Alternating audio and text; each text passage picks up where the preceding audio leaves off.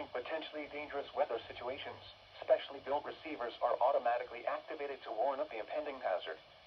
Tests of the signal are normally conducted by the National Weather Service in Mount Holly, New Jersey every Wednesday between 11 a.m. and noon.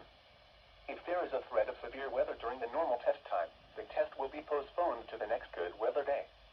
Reception of this broadcast, and especially the warning alarm tone, will vary at any given location. This variability, normally more noticeable at greater distances from the transmitter, can occur even though you are using a good quality receiver in perfect working order. The warning alarm tone will be activated for hazardous weather watches and warnings for the following counties and marine areas near the city of Philadelphia, in Pennsylvania: Berks, Bucks, Chester, Delaware, Montgomery, and Philadelphia. In New Jersey: Burlington, Camden, Cumberland, Gloucester, Hunterdon, Mercer, Monmouth, and Salem. In Delaware: Kent and Newcastle, including Upper Delaware Bay.